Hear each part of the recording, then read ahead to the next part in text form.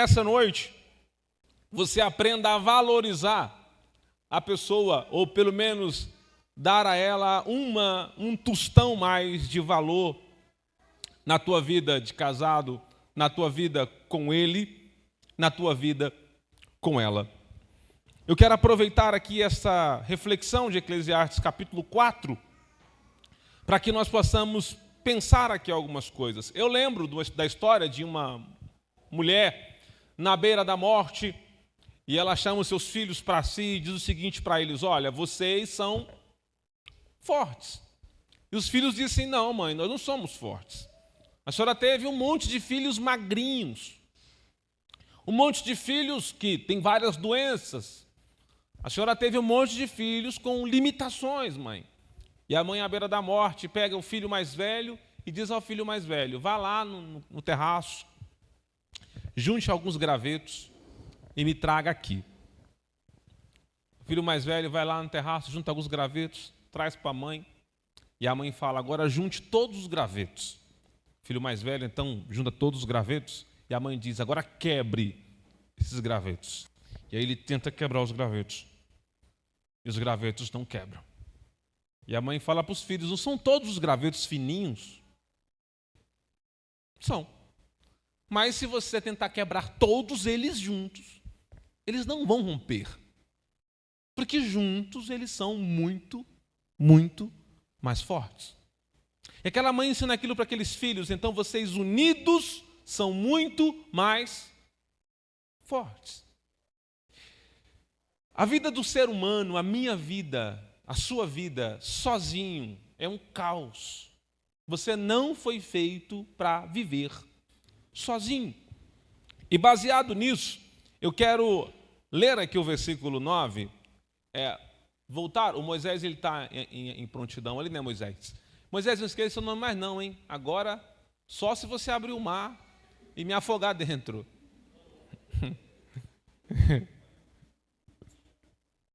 Não ri não, Moisés. Eclesiastes 4:9 diz assim: é melhor serem dois do que um, porque maior é a recompensa do trabalho de duas pessoas. Quando dois corações batem no mesmo ritmo, quando duas mentes sonham com o mesmo céu, quando duas mãos constroem o mesmo chão, no mesmo chão, não tem limite. Não tem nada que impeça quando duas pessoas resolvem fazer a mesma coisa. Casais unidos plantam mais. Casais unidos regam mais. Casais unidos colhem muito mais. Casais unidos produzem muito mais. Eu não sei como é que está agora, esse tempo moderno não dá para acompanhar, mas eu lembro da minha avó carregando naquele equilíbrio circense uma gamela, eu não sei se alguém sabe o que é gamela, na cabeça, e ela levantava, equilibrando ali para ir para o açude, lavar uma toceira de roupa. Obrigado, irmão Daniel. Levava para o açude uma toceira de roupa e aquela mulher incrível, morreu com 94 anos. Eu até comento que dificilmente eu passo um mês sem contar um provérbio, um jargão da minha velha avó. E ela, aquela gamela na cabeça, aquele monte de roupa, ela fazia uma conchazinha, colocava na cabeça, colocava a gamela e numa habilidade ainda batia nos netos. Eu falava: meu Deus, aquela mulher tinha que cobrar ingresso para ver ela lavando roupa. Porque ela tinha uma habilidade violenta, e chegava lá, aquele sabão que ela fazia na soda, com banho de boi, aquela coisa de porco, e batia na pedra, era a tarde todinha batendo na pedra, surrando a roupa na pedra, e o rio levando aquelas bolotas lá de sabão, aquele cheiro de sebo, na beira do açude, e batendo nas crianças, eu falando que eu apanhava toda hora. Então, eu acho que a maior habilidade dela era fazer tudo e bater nos netos. Porque ela conseguia dar uma fustigada nos netos. E é impressionante como a minha avó conseguia ajudar o meu avô. Como funcionava essa dinâmica na casa deles. Porque casal junto, é como diz o versículo 9, produz muito mais. Casal junto produz muito mais. Agora eu pergunto para você, quantas vezes vocês pararam tudo para se lembrar por que foi que vocês começaram? Quando foi que você parou para pensar por que foi que você começou com essa mulher? Quando foi que você parou para pensar por que foi que eu comecei com esse homem? Calma, pastor. É segredo, ele tinha uma família rica, mas ninguém sabe. Tá vendo? Ó, irmão, não vou nem falar que tem gente já fazendo assim, ó. Deus está falando, hein? Eu escolhi essa garota porque ela era muito limpinha. Às vezes a gente para pensar por que foi que eu escolhi essa mulher. Você que está noiva, dá tempo, hein? Tem que crucificar algum noivo, gente. Tem que chamar mais noivo para crucificar os noivos aqui. Para crucificar os noivos. Ô, Nádia. Quantas vezes foi que a rotina abafou o seu romance? Eu sei que a pergunta pode ser uma pergunta um tanto quanto vazia, porque há casais que não têm romance, a não ser quando assiste o filme A Prova de Fogo. Mas quantas vezes a rotina abafou o teu romance? Quantas vezes foi que o ruído da vida foi tão alto a ponto de, em casa, não se ouvir mais o eu te amo? Conversa é essa, pastor? Homem que homem não fala que ama ninguém, não. Palhaçada disso aí. Vou levantar e vou me embora. Calma, varão. Homem fala que ama sim. Você fala que ama, né? Quantas vezes o ruído da vida é tão alto, mas tão alto, que abafa a voz de quem diz eu amo você? Se nós fôssemos onipresentes, ou quem sabe fôssemos funcionários do WhatsApp e pudéssemos ver nas mensagens de WhatsApp quantas vezes o casal diz eu te amo, ao menos pelo WhatsApp. Será que escapa durante um dia um eu te amo? Como é que está o seu WhatsApp, irmão? Ou está cheio de figurinha de futebol? Irmão, o mundo não precisa de mais riqueza. O mundo precisa de união. O mundo não precisa de mais velocidade. O que o mundo precisa é de presença. Presença. E presença com qualidade. O mundo não precisa de mais perfeição. O mundo precisa de conexão. De que de fato esteja junto. Não é estar presente. É como às vezes nós falamos em psicoterapia. Não é estar presente. É se presentear. Que você está aqui, eu sei, eu estou vendo sua carcaça aqui, estou vendo seu corpo aqui, mas a sua mente está onde? Você está em casa, o teu corpo está em casa, mas será que de fato você está em casa? Então não se trata de estar presente, se trata de se presentear a alguém. Eu estou me presenteando a você. E não somente presente, até porque em uma certa igreja romana tem uma missa. E o braço melhorou? O punho melhorou? Teu punho melhorou? É? Melhorou? Cadê? Tá melhor? Estava preocupado com você tocando aqui. Melhorou mesmo? Não tá bom. Tá bom. A outra já está aguentando, né? Então, irmão, a questão é se presentear. fazer valer o tempo que está ali. Porque numa certa igreja romana tem uma celebração chamada missa de corpo presente. Né? É aquele culto que fazem com o morto ali. Corpo presente. Então, é porque você entenda que não é porque você está aqui que você está aqui. Não é porque você está em casa que você está em casa. Porque às vezes você está em casa, mas está murmurando, porque queria ir jogar bola. E quem for mais crente dá um grito, fala Deus. Agora. É se presentear. É dizer assim, eu estou aqui me presenteando a alguém. Eu não estou aqui somente presente. Essa coisa de estar com alguém é aquele pensamento de quando ela cai, ele levanta, quando ela chora, ele abraça, quando um desiste, o outro continua insistindo. Isso é aliança, isso é força, isso é produção, isso é vida em casal. Quando um está prestes a cair, o outro não diz, bem feito, eu te avisei. Porque a pior coisa do mundo é alguém que está, como dizem aí fora, quando alguém está na fossa, o outro quer provar para ele, ou ela quer provar para ele, quer provar para ela que ele tinha razão. Eu te falei que você ia parar nisso aí. E aí você vai para o fundo. 80% das pessoas que choram aqui no culto, que choram na hora do culto, irmã Nádia, não está chorando porque o vizinho macumbeiro passou com um catimbó na casa dele, falou que vai colocar o nome dele na boca do sapo e ele está com medo. Não é isso.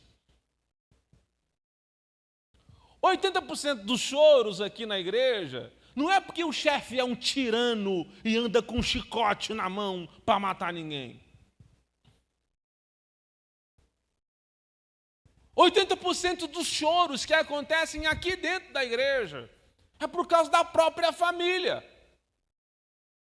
É o marido que esqueceu de levar a balinha de iogurte na sexta-feira para ela. E ela chega aqui triste com um bico desse tamanho. O que foi, irmã? Ah, pastor, meu marido não me ama. Por quê? Porque meu marido não levou a balinha de iogurte na sexta-feira, que tem 15 anos que ele leva. É uma balinha desse tamanho. E o bico fica lá na frente. Ela começa a ficar chorosa e não sabe o que faz. É problema com uma família um pouco mais longe, genro, cunhada, sogra também é família, para aqueles que não acham. Sogra é. Não ri não, Chicão. Fala sério. Sogra também sogra é uma pessoa de Deus, hein? Nora, genro. Genro também é de Deus, irmão. Genro é de Deus. Genro é de Deus. Eu não tenho um genro não, mas eu já fui. Eu sou. Então...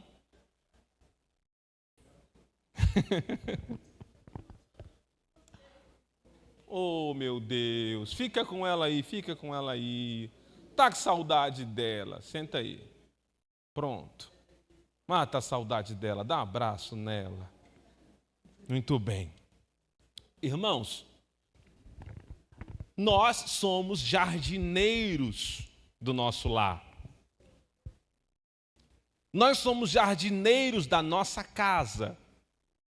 Nós plantamos, nós semeamos, nós colhemos. É aquela velha mania que se tem na roça de um fazer a cova, o outro lançar a semente, e outro vai cobrindo com o lado do pé aquelas covas inteiras para esperar a chuva chegar. Nós somos jardineiros da nossa casa. Não dá para descuidar, não dá para afrouxar os botões. Nós precisamos ficar firmes. Todo dia repensando nessa missão. E como eu sempre digo, na missão de ser marido. Ser marido não é uma missão terciária, não é algo que fica para segundo tempo. Ser marido é a sua missão de vida, irmão.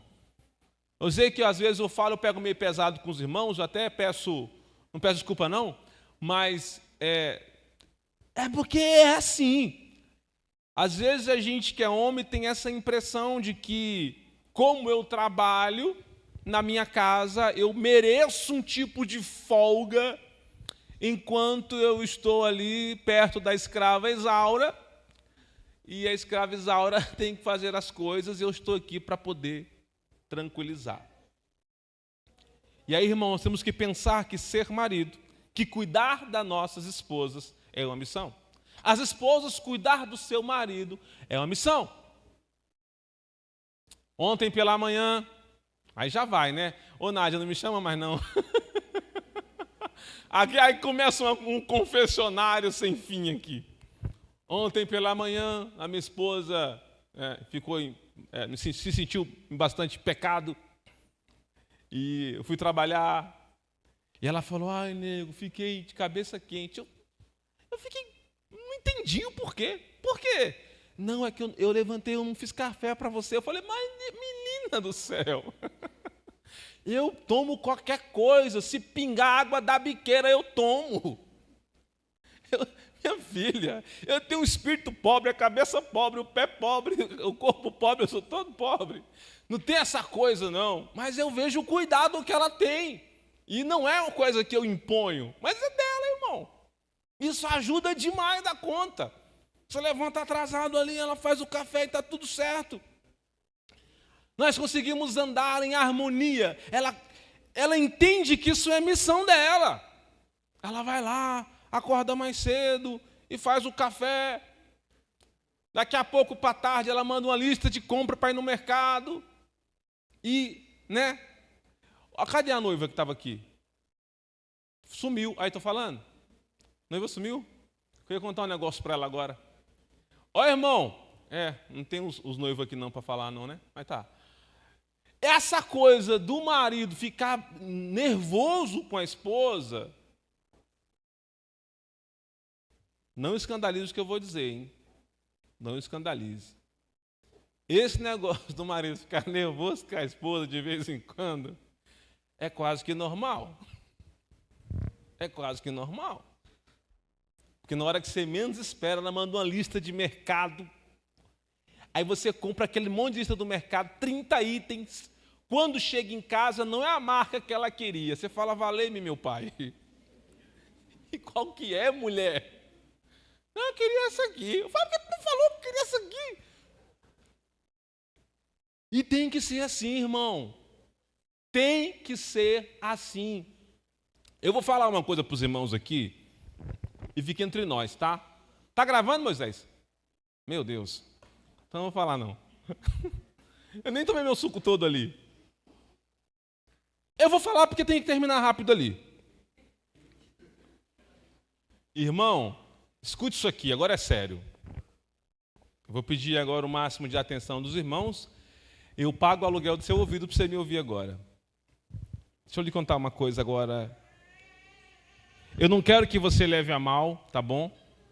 É apenas uma coisa que eu tenho encontrado muito, atendendo casais, eu tenho encontrado muito isso, irmão. Então, assim, é uma experiência empírica minha, é uma coisa que eu tenho visto, que eu tenho observado,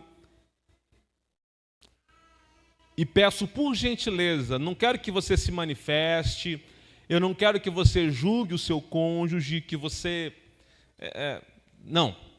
Só vou te contar uma coisa aqui que eu tenho presenciado muito, e eu tenho a leve impressão que se eu disser isso aqui e você tiver cuidado, você vai evitar problemas futuros. Que é o seguinte, irmãos.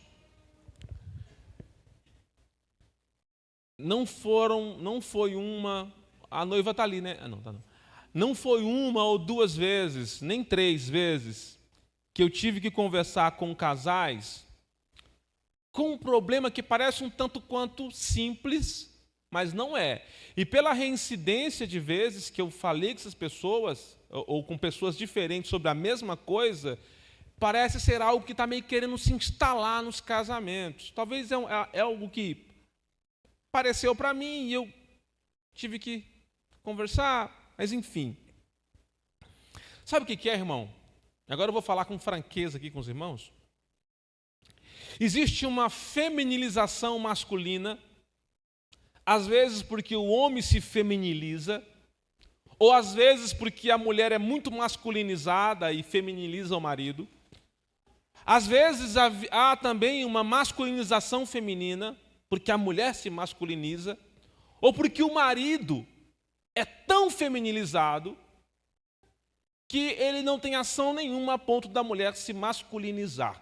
Essas palavras que eu estou usando aqui são os termos técnicos que a gente usa.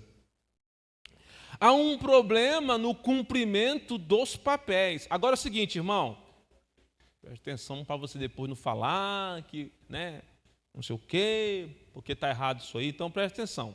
Vou falar pausadamente. Eu não estou querendo dizer que todo casamento dá ruim por causa disso. Não. Tem casais que conseguem conviver muito bem com isso.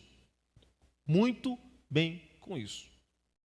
Com essa masculinização feminina, com essa feminilização masculina. Tem casais que vivem muito bem com isso. Tudo bem, irmão. Está tudo bem. Eu estou falando que nós temos encontrado alguns problemas quando essas coisas acontecem. Eu introduzi isso aqui a outra vez que eu falei, mas eu não continuei com os irmãos. Eu peço aos irmãos que têm suas esposas que sejam homens. Sabe, parece que eu estou falando aqui, parece assim, tipo, o cara subiu lá para falar o óbvio. O cara subiu lá para inventar a roda, para reinventar a roda. Parece que a gente está falando uma coisa que é sério que o senhor subiu aí para falar isso que é óbvio. Eu vim aqui para falar o que é óbvio, seja homem. Eu vim aqui para falar o que é óbvio, seja mulher.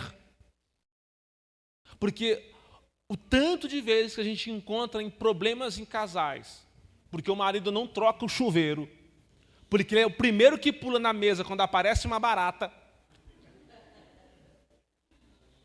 Por que suas irmãs riram? Não entendi isso aqui. Sabe não? Só sei que foi assim, né? O tanto de irmãos que vão no banheiro quando o cobrador bate a porta. O cobrador bate no portão, ele se esconde. É o cara d'água que chega, ele se esconde, ela que tem que atender.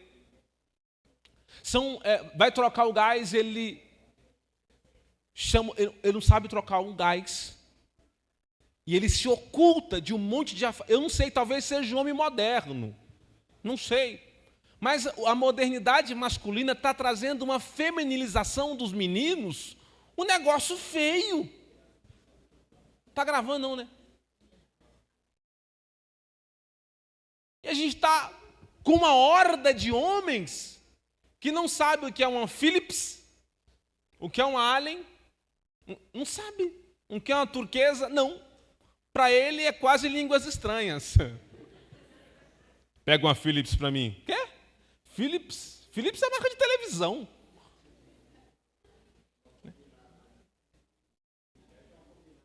Combinada, né? E aí nós temos também uma horda de meninas que há um pensamento moderno também sobre as meninas que estão masculinizando elas. Irmãos,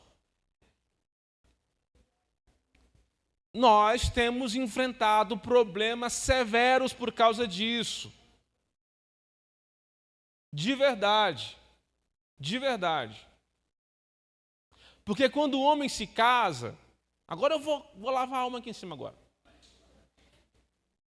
Quando o homem se casa, ele quer lidar com uma menina e não com um menino. E quando ele chega em casa, que ele tem que disputar com um menino, que é uma mulher se comportando como um menino, ele esfria. Ele vai lá para o chão. Irmão, eu não vou falar aqui a quantidade de casos de traição que a gente pega por causa disso, de verdade. Repito, de verdade, de forma séria. Se o seu casamento funciona bem assim, beleza, tá ótimo. Não estou falando com você. Não estou dizendo que todo casamento dá ruim por isso, não. Você pode ter medo de barata e tá tudo legal, irmão. A irmã pode amarrar a saia e trocar o telhado de casa? Pode. Não tem problema nenhum. Nenhum. Eu estou falando, repito, de algo que nós temos presenciado. Mulheres que se ocultam de ser mulher e homens que estão se ocultando de ser homem. Na chamada modernidade. Está destruindo casamentos. Irmão, escuta isso aqui. Eu vou terminar desse jeito aqui. Se a sua mulher, que você, entre aspas aqui, eu peço até a licença para falar isso aqui, mas tem irmão que fala que é fresca, ou que é cheia de... Ela tem que ser assim. Ela tem que te atrasar esticando esses cabelos dela em casa.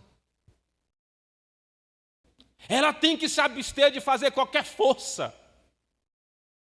Ela tem que te ligar no meio do dia porque o gás acabou, irmão. Não fique irritado, não. Ela tem que ser menina. Você não vai querer chegar em casa, tua mulher está com a saia amarrada na coxa, pintando o teto, trocando a telha. Tu vai querer isso, irmão? Faça um exame no seu coração aí, irmão. Que a tua mulher esteja no meio da rua dizendo para o cara que vende: tô te devendo não, rapaz, não sei o quê. Fala, mulher, calma. Deixa comigo que eu sou o varão. A menina é menina. Ela pintou a unha e ela fala: não posso abrir a porta do carro. Ela pintou a unha e não pode fazer quase mais nada, só ficar se balangando dentro de casa.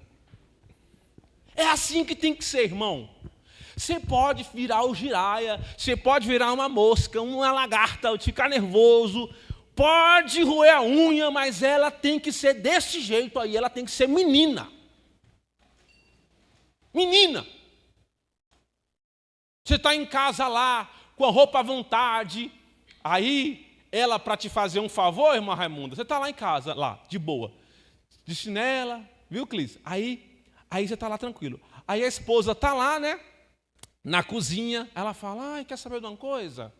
Vou mudar esse armário de lugar. Oh, meu Deus. Aí eu vou ter que dá o pause no filme, bem quando o Jean-Claude Van Damme está quase vencendo, você dá o pause, aí tem que colocar toda aquela roupa de novo, ir no quarto, colocar toda aquela roupa de novo, para ir lá no fundo pegar uma caixa de ferramenta para a vizinha não tiver sem roupa, aí tu vai atrás da caixa de ferramenta, pega a extensão no vizinho, no teu dia de folga, e você estava preparado para aquele seu dia de folga, e a mulher não te deixa ter folga na sua vida.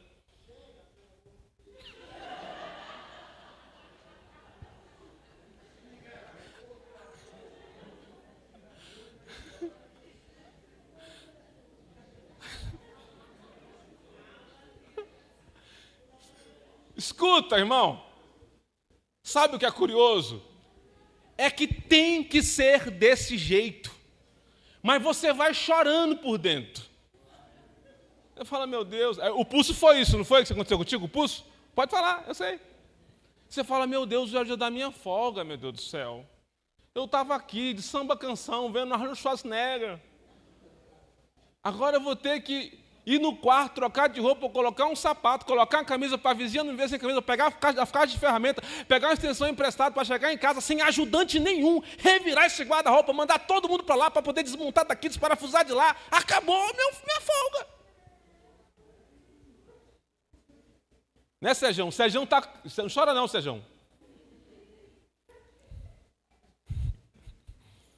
Irmão, eu sei que é ruim para os irmãos, mas é isso. As meninas vão sempre fazer isso com a gente. Né, meninas? Né, esposa? Sempre. E você vai sempre chorar por dentro ali: oh, meu Deus, Mas você é o marido dela. Você é um menino. Irmão, escuta em nome de Jesus. Tem que ser desse jeito, irmã. Tem que ser desse jeito. Fala.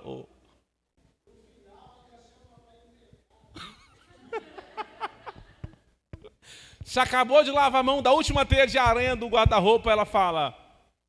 Não, minha esposa é pior, viu? Porque ela fala assim, a minha esposa ela é mineira, ela fala assim, ó, vamos no mercado rapidinho. Irmão, eu peço, por favor, os pastores no final, pastor Benigno, pastor... orem por mim no final aqui, oração na cabeça, assim, forte por mim. Que a minha esposa, para tirar o rapidinho da boca dela, que ela fala rapidinho, irmão, e dura 3 horas de mercado. Tem mineira, filho de mineiro aqui? Tem? Oh, meu Deus, você é mineira? Você é mineira? A sua irmã é mineira? Oh, meu Deus, que bênção. Que tudo a minha esposa fala um rapidinho. Tudo, irmão, tudo é um rapidinho. Vamos no mercado rapidinho? Não sei o que é rapidinho. Eu falo, meu Deus. Irmão, só para resumir, tem que ser desse jeito.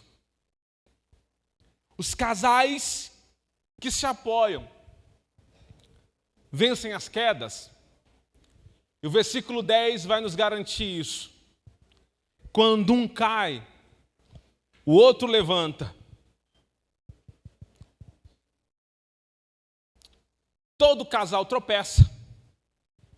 Todo casal vai errar. Todo casal vai chorar. E o que nos define, irmãos, não é a ausência de queda, mas é a presença de apoio.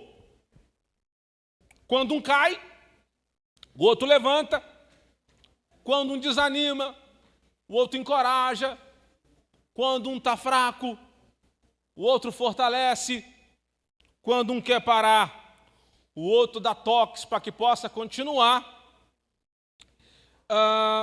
Os casais que são unidos, eles não fogem da dor. Eles encaram a dor juntos.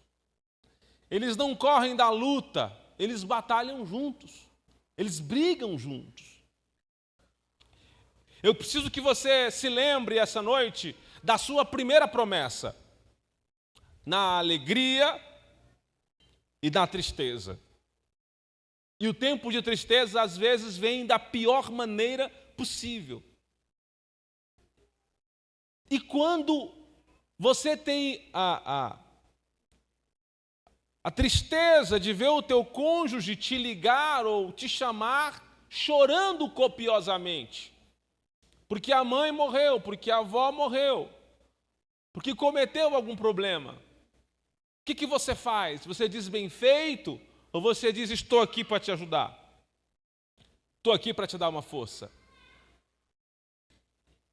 Que tipo de companheiro, que tipo de companheira você é? Você é aquele que, a troco de dizer que diz a verdade, você diz uma verdade nua e crua e fica ofendendo o teu cônjuge a vida toda? Porque o Evangelho de João diz que Jesus veio cheio de graça e verdade. Não veio somente só com verdade. Porque sabe qual que é a verdade? É que eu sou analfabeto e você sabe ler. É que eu sou baixo e você é alto. É que eu sou gordo e você é magro. É que eu sou feio e você é bonito. Entenda, a verdade sozinha às vezes não é tão legal. E tem gente que, com pretexto de dizer a verdade, sai magoando todo mundo, principalmente o seu cônjuge. E aí a Bíblia diz que Jesus veio cheio de graça e verdade. Charitis kai aletheia. Cheio de graça e verdade. Mas a graça e a verdade estavam unidas com Jesus. Porque a verdade tem que vir graciosa. Se a verdade vir dura e seca, ela maltrata, ela destrói. E às vezes nós temos que ser graciosos. E a esposa se arruma e diz: eu acho que eu estou um pouco gorda. Você fala, não, mas que isso? Você mas está muito bonita. Quando você diz que você está mentindo, você não está mentindo. Só está se referindo a uma beleza em outro atributo.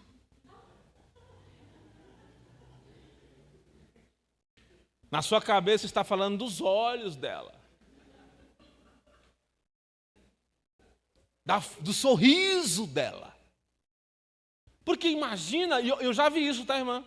Eu já vi isso, infelizmente. Da irmã falar assim, estou me sentindo um pouco gorda. E o marido, né? Para bancar um de muito verdadeiro, diz, tá gorda mesmo, essa baleia, saco de areia. Pastor, é a verdade, eu vou ficar mentindo só porque é minha mulher? Vou mentir não, vou falar a verdade. Irmão, você é brabo mesmo, hein? Estou falando que você é o cara mais bíblico do mundo. Você acha que isso é uma baita de uma qualidade na sua vida. Se as pessoas fossem falar com você, do jeito que você fala com a sua esposa, você aguentaria, irmão? Não responde não, hein? Para não ficar nervoso. Irmã, se as pessoas fossem falar com a senhora, igual você fala com o seu marido, você aguentaria? Não fala não. Fala não, que não vai ter coca hoje não. Entende, irmão? E aí, o versículo 12, eu termino aqui no versículo 12. Moisés, tire a sandália dos teus pés. Aí, tá vendo? Um homem sozinho pode ser vencido. Diga amém. Mas dois conseguem defender-se. Um cordão de 3 dobras não se rompe com facilidade. Um cordão, 3 dobras. Essa noite Deus deve ser o fio principal do teu casamento. É Deus quando ela está bicuda com o marido, andando duro pela casa. É Deus quem diz, vá falar com seu marido. Quando ele está chateado, moribundo, e ela fala, vem jantar, ele diz, quero não. E ele não vai só porque está chateado, é Deus que diz, reconcilia com ela. Não há lugar para ser mais crente do que em casa. Não há lugar para ouvir mais Deus do que na sua casa. Porque esse terceiro cordão, que é Deus do seu casamento, é Ele quem te orienta. É Ele quem sustenta você. É Ele quem te mostra o caminho. Ele que faz com que você e a sua esposa continuem juntos até o final. Então coloque o Senhor para fazer parte do teu casamento. Pegue esses pequenos ensinamentos que você ouve e tente absorvê-los. É uma coisa fácil? Não. Mas eu quero terminar esse pequeno momento com você, pedindo a você para que você tenha essa humildade, essa absorção de dizer, eu preciso melhorar um pouco mais nisso. De verdade, irmão. Tentar absorver algumas coisas. Eu, com humildade, eu já cheguei na minha esposa e disse para ela, olha, eu não sei muito bem como é que um pai se comporta. Eu estou falando que eu cheguei na minha esposa, faz com a minha esposa. Porque a ausência do meu pai na minha vida foi muito profunda. Mas você que sabe, me dá um toque. Me ajuda aí. Eu precisei fazer isso, irmão. Porque eu não sou absoluto. Ela olhou para mim e disse assim, não, tá tudo certo. Você está indo bem. Eu não tive o exemplo. Eu não tive um exemplo cabal. A minha criação foi picotada, foi fragmentada. Então eu não tive completamente a noção de como é ser um pai. Talvez nem como um marido. E ela disse, então eu vou te mostrando. E aí eu fui seguindo isso. Estamos até aqui. Coloque Deus como a terceira linha do teu casamento. Coloque Deus como o Senhor do teu casamento. Como o terceiro cordão. Com Ele, você não vai quebrar. Amém? Feche seus olhos. Eu quero orar com você. Pai Santo, eu quero te adorar essa noite. Bendizer o teu nome. Louvar o Senhor porque o Senhor é bom, Pai. E pedir ao Senhor que o Senhor possa fazer parte da nossa casa. Senhor, que dentro das nossas casas, Pai, possamos cumprir os teus mandamentos. Fazer aquilo que o Senhor ordena em tua palavra para nós. Que haja perdão, que haja reconciliação, que haja humildade, que haja união. Que o Senhor seja esse terceiro cordão. O cordão, Pai, que não deixa romper. O cordão que não deixa bagunçar as coisas. Muito obrigado, Deus eterno, por tudo, por estar aqui nesse lugar. Nós te louvamos, Pai eterno, porque o Senhor é bom. Em nome de Jesus. Amém e amém.